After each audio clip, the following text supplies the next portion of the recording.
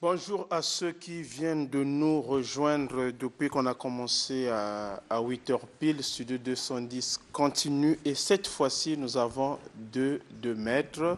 Nous avons maître Anaël et maître Rama. Les deux vont nous parler de deux sujets. Le tout premier, c'est le mystère caché du nom de Jésus. On se pose la question de savoir pourquoi un maître spirituel invoque-t-il ce genre de sujet.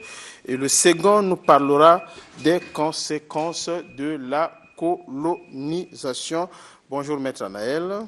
Bonjour mon cher ami. Bonjour grand maître Rama. Bonjour chers téléspectateurs et téléspectatrices. Je suis de retour en Fouamavoula après des descentes à Zanaga, au Foyi de Zanaga et au Foyi de Mambwana pour les différentes initiations de Zobi. Et donc je dirais bon retour à vous maître Rama. Maître Anaël, vous êtes devenu certainement comme maître Rama, vous êtes devenu aussi écrivain. Dimanche passé, nous avions parlé d'un de vos ouvrages ici.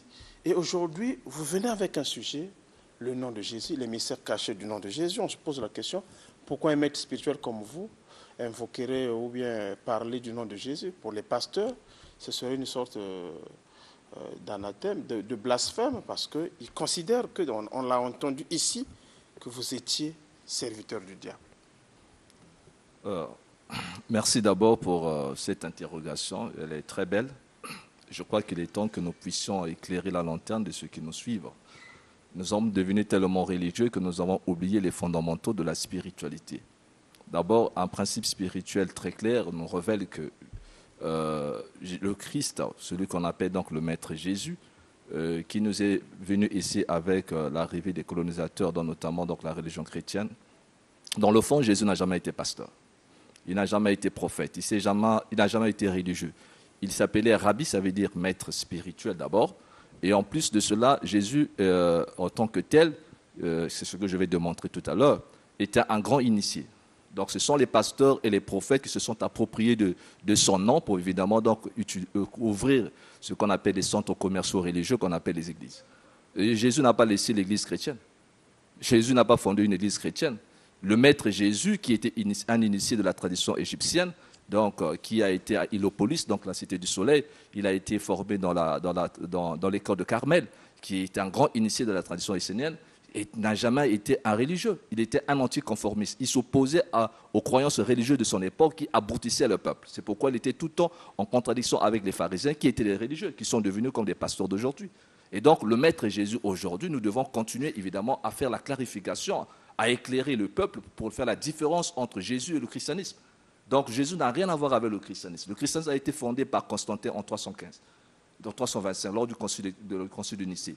Donc ça n'a rien à voir avec les enseignements du Maître Jésus, qui sont des enseignements ésotériques, mystiques et spirituels, que nous, les initiés, nous reconnaissons à travers ces enseignements. Et même en Inde. Donc si quelqu'un pense que Maître Anaël, le fait qu'il parle de Jésus, il ne devait pas avoir le droit de parler de Jésus parce que ça appartient au pasteur, mais je suis désolé. Ça montre encore, ça prouve encore à suffisance que nous ne sommes pas encore éclairés et que nous plongeons encore dans les ténèbres de l'ignorance. Le temps est arrivé que l'on comprenne qu'en matière de spiritualisation, les valeurs spirituelles sont universelles et ça n'appartient pas à une religion. Et donc l'heure est arrivée qu'on sort de la religiosité parce que la religion nous plonge de plus en plus dans l'erreur. L'heure est arrivée où les vrais adorateurs adorent le Père en esprit et en vérité. Est-ce qu'on peut dire donc l'heure est arrivée à ce que l'humanité tout entière, à travers Télé Congo et son émission Studio 210, apprenne la vie, la vraie mystère du nom de Jésus? C'est quoi exactement que ce nom regorge? C'est quoi le mystère autour du nom de Jésus? Merci, mon cher ami. Il faut comprendre que, comme on l'a dit tout à l'heure, Jésus n'est pas sorti du néant. Il fait partie d'un peuple qu'on appelle le peuple d'Israël. C'est-à-dire que dans le peuple d'Israël, il y a toute une tradition qui a été cachée. Donc il y a toute une lignée des prophètes qui sont venus avant lui, et notamment le premier, qui est donc le plus grand d'ailleurs, qui est donc Moïse. C'est Moïse qui est évidemment donc ici l'initiateur, si vous voulez bien, de la tradition juive, et donc des Hébreux. Et Moïse, évidemment, n'a pas opéré comme ça là. C'est un grand initié de l'Égypte antique. C'est pourquoi d'ailleurs Hébreu dit que Moïse a été élevé dans toute la sagesse des Égyptiens. Ça veut dire que Moïse n'a fait que transférer au niveau des Hébreux cette sagesse ancestrale de l'Égypte antique. Donc c'est la même. Et cette sagesse, c'est quoi? C'est la tradition primordiale. Cette tradition primordiale qui a donné naissance, si vous voulez bien, à toutes les écoles de mystère de l'Égypte antique et qui s'est répandue à travers toutes les religions du monde. Et donc, si nous revenons sur la personne de Moïse, Moïse avait un secret, j'avais parlé de ça la fois dernière avec le code secret de Moïse. Ce code secret, c'était quoi? C'était le nom sacré qu'on appelle le tétragrammaton. Dans le tétragrammaton repose également sous 4 lettres sacrées qu'on appelle Yod et Vav He. Mais ce mystère du tétragrammaton, ce nom sacré que le souverain sacrificateur devait prononcer qu'une seule fois dans l'année. Et lorsqu'il devait prononcer ce nom, le peuple n'avait pas le droit d'écouter la prononciation de ce nom, parce que si vous écoutez ce nom-là et que vous n'êtes pas préparé, vous serez foudroyé.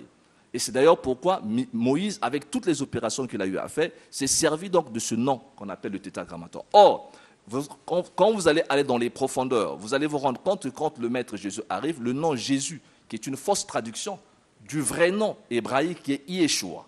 Yeshua repose sur les 5 lettres hébraïques.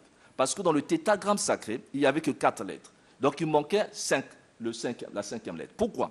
Parce que dans le tétragramme, quand on voit le tétragramme, les 4 lettres hébraïques correspondent également aux 4 points cardinaux. Les 4 lettres correspondent également aux 4 éléments. Et si vous prenez les 4 éléments, vous avez la terre, l'air, l'eau et le feu. Ça veut dire que les 4 éléments, dans la haute pratique magique, nous travaillons qu'avec les éléments. Et donc, pour pouvoir animer les éléments, il faut un 5e élément qu'on appelle l'akasha. Or, avec le tétragramme, l'akasha n'était pas impliqué. Ça veut dire qu'il n'y avait que 4 éléments, parce qu'il y avait que 4 lettres. C'est quoi l'akasha? L'akasha, c'est l'éther primordial, c'est-à-dire l'invisible, si vous voulez bien. Donc, l'astral, si vous voulez bien. Donc, parce qu'il n'y a que 5 éléments. Il y a la terre, l'air, l'eau et le feu, et le 5e élément qui est l'esprit, donc l'akasha. Donc, avec le nom sacré, donc, qui est le tétragramme divin, on n'avait pas évidemment 5 lettres, on n'avait que 4 lettres. C'est pourquoi on dit Yod, He, Vav, E. Quand vous prenez Yod, c'est la 10e lettre de l'alphabet hébraïque.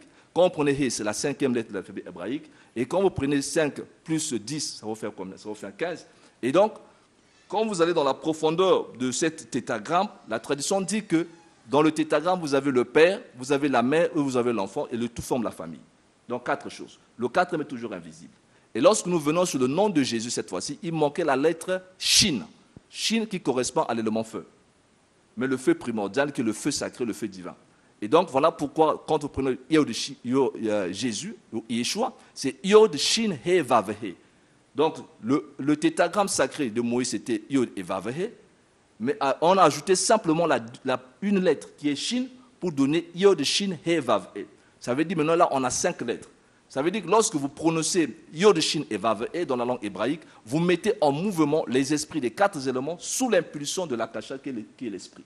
Et en ce moment-là, voilà pourquoi dans la tradition hébraïque, lorsque ce nom sacré était prononcé, on appelle le tétragrammaton. Aujourd'hui, avec Jésus, nous avons le pentagrammaton. Et c'est normal parce que penta, ça veut dire 5. Et en prononçant bien ce nom, dans la prononciation originelle, ça met en mouvement, évidemment, les esprits des 4 éléments sous l'impulsion donc, du 5e élément. Vous faites quelle différence entre, vous avez évoqué cette prononciation, entre Jésus et Yeshua, vous l'avez dit tout à l'heure. Est-ce qu'en prononçant Jésus, on réussit à accomplir le même mystère qu'on accomplirait si on prononce le nom original? Mais les gens ont été très mal enseignés, mon cher ami. Le problème, c'est que lorsque vous traduisez déjà le nom, je l'avais déjà une deux fois, les noms sacrés ne se traduisent pas. Pourquoi? Parce que le nom dans la tradition hébraïque influence le destin et aussi la personnalité de l'individu. C'est pourquoi lorsque vous traduisez un nom, on perd quelque chose. Il ne faut pas oublier que dans la tradition des Hébreux, toute la philosophie sacrée des Hébreux reposait sur l'alphabet hébraïque. Et dans l'alphabet hébraïque, chaque lettre avait une valeur numérique. Et donc, lorsque vous traduisez le nom, vous changez les valeurs numériques. Et lorsque vous changez les valeurs numériques, vous modifiez toute la vibration du nom. Voilà pourquoi Pythagore, d'ailleurs, disait que Dieu est un nombre doué de mouvement. Donc, lorsque vous modifiez le nom, vous modifiez les vibrations, vous changez même la valeur numérique de ce nom-là. Et quand la valeur numérique a changé, évidemment, les vibrations se perdent. C'est pourquoi lorsque les religieux prononcent Jésus, en réalité, on ne devrait même pas prononcer Jésus. C'est une fausse traduction. Et vous prenez par exemple Jean, qui est Hanan. Comment est-ce qu'on est parti de Hanan à Jean? Hanan, ça veut dire grâce. Mais aujourd'hui, on parle de Jean, on parle Paul. Ce sont les noms français. Ça n'a pas de sens. Est-ce pour dire que les gens étaient des Français? Jean, c'est français. Paul, c'est français. Pierre, c'est français. Ça n'a pas de rapport avec la tradition hébraïque, avec les Hébreux. Parce qu'on a voulu évidemment faire croire à l'humanité que ces personnages-là étaient liés peut-être à la langue française. Donc lorsque nous prononçons Jésus, c'est déjà faux. faux sous toute la lettre, parce que ça n'a aucun rapport avec la tradition primordiale des Hébreux. Il y a un aspect que vous avez évoqué aussi tout à l'heure, c'est que les 4 lettres, c'était un nom qu'on ne devait pas prononcer, qu'on ne prononçait qu'une seule fois. Mais pourquoi nous sommes dans la tradition juive, c'est le même peuple, pourquoi le nom de Jéhovah ou Yoshua, vous avez dit tout à l'heure, peut se prononcer ou pouvait se prononcer contrairement au tétragramme qui indiquerait l'être suprême, le créateur de l'univers. Merci, mais c'est très simple parce que vous comprenez que Moïse, ici dont je vais parler, portait donc ce mystère, c'est tout un mystère. Le nom ne devait pas être prononcé, pourquoi? Parce qu'il fallait d'abord avoir une certaine préparation spirituelle pour prononcer le nom sacré. Ce sont des choses saintes, donc si quelqu'un prononce ça et qui n'est pas dans toute sa pureté, ça peut le foudroyer, je l'ai dit tout à l'heure, par rapport au taux vibratoire que possède ce nom. C'est pourquoi d'ailleurs, lorsqu'on prononçait le tétragramme sacré, ça mettait en mouvement ce qu'on appelait le 72 génie planétaire. Que d'ailleurs, la tradition dit que même Salomon a pu construire le temple de Jérusalem sous l'aide des 72 génies planétaires. Et il est dit que ceux qui savent évidemment comment invoquer les génies planétaires, donc avec leur vertu, leur pouvoir, en les utilisant, ils peuvent réaliser des grandes choses. Maintenant, dans le nom sacré, avec le temps, puisque le peuple ne pouvait pas prononcer ce nom, on a remplacé ça par des substituts qu'on appelle Adonai. C'est pourquoi, au lieu de prononcer Yod et Vav et, il fallait purement prononcer Adonai. C'est pourquoi le mot Adonai s'est répandu. Et quand le Maître Jésus arrive cette fois-ci, lui-même d'abord, il porte ce nom sacré, et que le peuple ne connaît pas encore, parce que le peuple d'Israël ne connaissait plus encore la prononciation du véritable nom du divin. Donc lui, il est porteur du nom divin. Il porte ce nom et ce mystère. C'est pourquoi dans ce nom, on renfermait toute la puissance majestueuse de l'infini. Et c'est avec lui maintenant, finalement, que l'autorisation est donnée aux gens de prononcer ce nom. Voilà pourquoi on dit, quiconque invoquera le nom de Dieu sera sauvé. Sera sauvé. Merci beaucoup, Maître Anaël. Est-ce que, je vais certainement me tourner du côté de Maître Rama, est-ce qu'on ne dira pas que Maître Rama a raison de pouvoir penser que la colonisation n'est qu'un mal pour l'Afrique, parce qu'au-delà de tout, nous sommes donc victimes d'une colonisation, qu'on parle du nom de Jésus, du nom d'Allah, de toutes ces cultures, de toutes ces traditions occidentales, étrangères.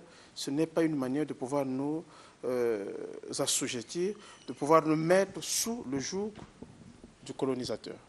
Matondo Mingi Mbuta Kivwele. D'abord, je jette les fleurs à mon Pangui Anaël pour le face-à-face où il a dit la vérité au peuple qui doit être libéré parce que c'est l'heure du verseau. Félicitations au vénérable Maître Anaël qui est mon ami. Mon ami, c'est mon ami d'enfance. Hein. On a fait la spiritualité. Après, maintenant, c'est toute une histoire. Nous en parlerons un jour. C'était juste une parenthèse. Matondo, effectivement, les contradicteurs viendront ici pour dire, voilà, la colonisation a permis que nous nous exprimions dans la langue coloniale. Voilà que la colonisation a permis aujourd'hui que nous puissions écrire. C'est comme si Bandom Vanan écriture. Voilà que la colonisation aujourd'hui a permis que nous soyons civilisés. C'est comme si, lors de l'arrivée de Diego Cao, ils ont vu des singes ici, alors qu'il y avait des royaumes, il y avait même des rois fastement bien vêtus. Bref, effectivement, il faudrait que nous retenions que la colonisation, c'est de l'anti-humanisme. C'est de l'anti-humanisme, pourquoi? Parce que moi, je viens vous dire, le nom qui vous est, c'est un sale nom, il faut que tu t'appelles désormais Jacques. Ta langue, là, c'est pas une langue, ça, c'est un dialecte. Alors que le Vili, c'est ta langue, le Téké, c'est ta langue, le Lari, c'est ta langue, le Mboshi, c'est ta langue. Ce sont des langues. Et donc, il faut retenir que la colonisation, c'est un anti-humanisme. Pourquoi? Parce qu'on vient rejeter ce que le Créateur a donné à tout un peuple. On vient bafouer, rejeter, écraser, dénigrer par mépris, ce n'est pas par amour, ce que Nzambé, qu'eux ils appellent dans la langue de Molière, Dieu, que l'anglais appelle dans la langue de Shakespeare, God, que le Bantou appelle par Nzambé. Donc ce sont des valeurs, ce sont des langues, c'est une spiritualité, c'est une religion, c'est une histoire, c'est une civilisation donnée par le Créateur à chaque peuple. Et aujourd'hui, nous fêtons les 60 ans d'anniversaire parce que nous avons été libres après les indépendances. Mais est-ce que nous sommes libres culturellement? Nous devons aider le gouvernement. Nous devons aider l'État congolais dans l'indépendance culturelle. Nous devons aider. C'est à nous, population, ce n'est pas au chef de l'État de nous imposer ça par la dictature. Il est le président, il est là pour aider et travailler pour l'intérêt national, mais nous devons aider l'État, nous devons aider le président de la République, nous devons aider le gouvernement en arrachant notre indépendance culturelle. Qu'est-ce que nous entendons par indépendance culturelle? Commençons à valoriser les Congo. Commençons à valoriser le Québec. Commençons à valoriser comme nous le faisons avec Ngwala Okis, Ngwala David, qui sont mes parents, Malonga Mambala, le prophète Malonga Mambala, qui fait du très bon boulot, et tous les autres, Dr Ben, commençons à valoriser notre spiritualité. Commençons à valoriser nos langues. Ici, Maître Anel l'explique bien clair. Hein? Quand vous dites Yissou, il ne s'appelait pas en Égypte, plutôt en Israël là-bas, Yissou, il s'appelait Yeshua. Et donc, est-ce que, Maître Rama, excusez-moi, est-ce que vous pensez que la logique, la réalité d'aujourd'hui montre bien que rien que nos habitudes, notre comportement dans le manger n'a rien à voir avec nos traditions, avec nos cultures? Est-ce que vous ne pensez pas qu'à un certain moment, le fait que nous ayons connu la civilisation, la colonisation, en réalité, nous n'existions plus? Mais vous avez tout dit, Mbuta Moutou, Nzambien Pungutulendo Kusakumunange. Vous avez effectivement la colonisation est criminelle. La colonisation c'est-à-dire que il y a même des gens qui sont devenus des homosexuels à cause de la colonisation. Imaginez-vous que tous les Congolais deviennent homosexuels. C'est la fin du Congo. Et c'est criminel parce que vous n'existez plus. Nous existons d'abord de par notre culture. La culture est l'âme d'un peuple. Et même Dieu est culturel. Le peuple coupé de sa culture, de sa tradition, est un peuple ressemble à mort. un arbre déraciné qui finira par... Est un peuple mort. Mouké Zoza souvent dans un pasteur qui combattent culture. Donc ils combattent Dieu. Je leur dis ça. Mais quand vous faites les bénédictions nuptiales, avant de se précipiter à faire les bénédictions nuptiales, vous renvoyez le couple faire le mariage coutumier qu'ils appellent. Ça, vous acceptez ça. Alors que vous combattez, vous perdez votre temps à combattre ce qui est incombattable parce que la coutume, la tradition, ça vient de Dieu. Nous sommes noirs traditionnellement. Vous êtes qui voulez traditionnellement. Votre nom est traditionnel. Va-t-on combattre nos noms? Allons-nous combattre nos noms? Allons-nous combattre notre peau? Allons-nous combattre le saka-saka qui est traditionnel? Allons-nous combattre le lingala qui est une langue traditionnelle? La rumba que tout le monde danse qui est une danse traditionnelle. Traditionnelle ne veut pas dire le diable. D'ailleurs, nous viendrons ici dimanche prochain expliquer que le diable n'existe pas. Parce qu'aujourd'hui, le business ecclésiastique, c'est de s'accrocher sur le diable pour apurer les consciences. Mais comme on a qualifié Maître Anaël, serviteur du diable dimanche passé... Mais les vrais serviteurs du diable, Nibaou, c'est eux qui trompent le peuple, c'est eux qui bouffent les dîmes d'autrui, c'est eux qui appauvrissent les populations depuis les années coloniales jusqu'à ce jour. Le diable est serviteur du diable, Nibaou, c'est le contraire. Ah, vous avez dit tout à fait quand même. Hein? Bien sûr, maître. Il faut. Mais ça, Diakadia peut amener Baouti. C'est formidable. Maître Rama, la colonisation, ses conséquences, aujourd'hui, vous avez évoqué la perte de nos langues traditionnelles qu'on a qualifiées de dialectes, parce que les langues, ce sont celles des autres. Quel est le combat un peu, quel est le plan que vous imaginez, qu'on peut mettre en place pour pouvoir ressusciter les traditions, les cultures congolaises, pour pouvoir faire de sorte que les Congolais revivent, que le Congolais renaisse et qu'ils redeviennent eux-mêmes? Soyons encore bénis au nom de Mpungutulendo. Nous devons nous unir. Mbutamuntu, le malheur du noir, c'est d'être divisé. Le malheur du noir, c'est d'haïr son prochain. Le malheur du noir, c'est de combattre son propre frère qui est sur le sentier de la lumière. Nous devons être unis. Soyons unis avec les Malonga Mambala. Soyons unis avec tous les traditionalistes, tous les mystiques africains, tous les spirituels africains, les maîtres Anel, les docteurs Ben, je dis même tous les mystiques. Soyons unis et ayons le regard sur la même direction. Sauver le Congo, sauver l'Afrique. Pourquoi? Parce que, je vais vous dire en bref, la mission de chaque humain, c'est de travailler pour les intérêts de sa race. J'écoute les choses. De travailler pour l'intérêt de sa race. Le Chinois ne travaille que pour l'intérêt de la Chine, donc de sa race. L'Américain ne travaille que pour l'intérêt des États-Unis, donc de sa race.